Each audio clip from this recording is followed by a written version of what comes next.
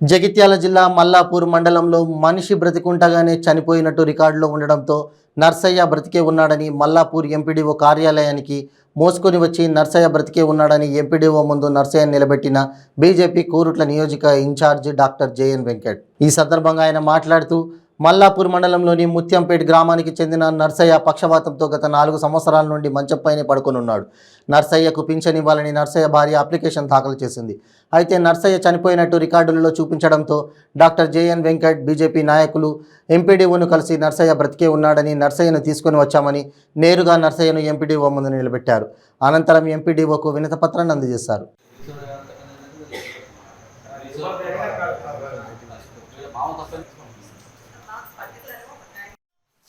Southern camp certificate ఏమో 80% certificate ఇచ్చింది మనిషికి.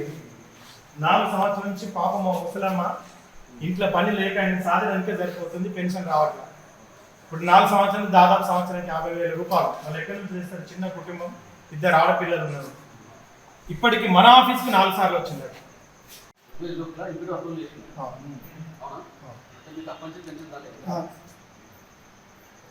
మరి పంచి నిధులు ఇచ్చినాము ఇచ్చినప్పుడు మనకు రిజల్ట్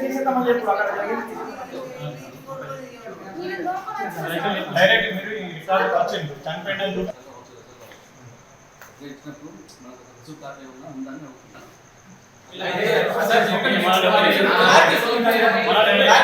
ఇచ్చొచ్చినామన్నారు. ఇచ్చొచ్చినామంటే ఇంకా రాలేదు సార్ అంటే వచ్చినాక చచ్చిపోయినట్టు వచ్చింది అని ఆ సార్ అన్నాడు. వస్తే ఈయన తోలుకొని నేను వచ్చిన. అత్తే ఆయన ఏమన్నాడు, అమ్మ కొడతాం పోని ఆధార్ నెంబర్ తీసుకున్నాడు, అమ్మని పంపించేసి ఎన్నిసార్లు ఫోన్ చేసినా మళ్ళీ లేదు చేసుడు లేదు, చెప్పుడు లేదు.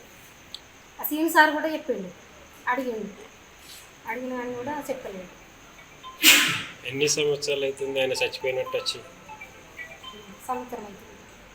అప్పటి నుండి తిరుగుతుంది. ఏమంటారు సార్? అది చేద్దామంటుండ్రు, అది చేసులేదు. అప్పుడు మీకు ఏం కావాలి? పింఛన్ కావాలి. చచ్చిపోయినాన్ని కొట్టింది, ఏ కారణంగా కొట్టింది, బతుకుంటాం ఎట్లా కొట్టిండు సార్ అని తోలుకొచ్చినాం. తోలుకొస్తే మేము కొడతాం పోనీ సార్ అని అన్నారు.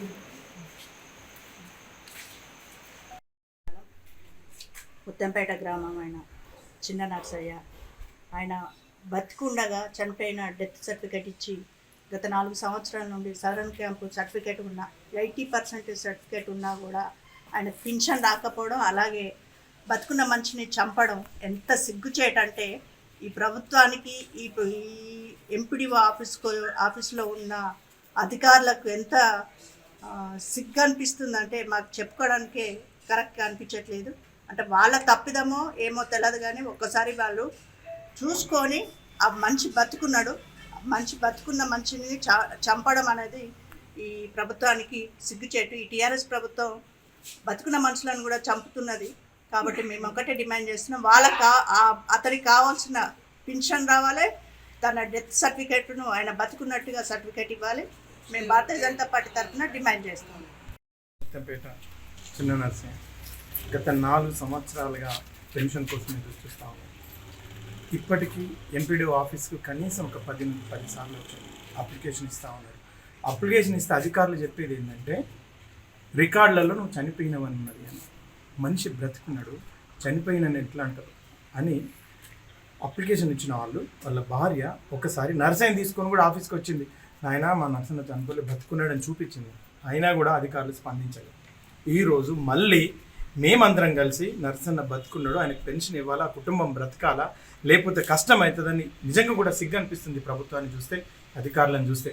ఒక మనిషి బ్రతుకున్న తర్వాత కూడా చనిపోయిందని పెన్షన్ ఇవ్వకపోవడం బాధకరం, సిగ్గుపడటం. అందుకే మేము డిమాండ్ చేస్తూ ఉన్నాం, వెంటనే నర్సన్నకు పెన్షన్ అది రికార్డుల నుంచి తను చనిపోయినట్టు తొలగించడం, అదేవిధంగా దానికి పెన్షన్ ఇవ్వడం. పెన్షన్ కూడా 2021లో శాంక్షన్ అయింది, దాదాపుగా 2 సంవత్సరాల పెన్షన్ ఇప్పటికి రాలేదు. ఎప్పుడైతే శాంక్షన్ అయిందో అప్పటి నుంచి ఇప్పటి వరకు కూడా నర్సయ్యకి పెన్షన్ ఇవ్వాలని మేము డిమాండ్ చేస్తున్నాం. ఎందుకంటే ఈ పొరపాటు ప్రభుత్వాన్ని, అధికారులది, నర్సన్నది కాదు.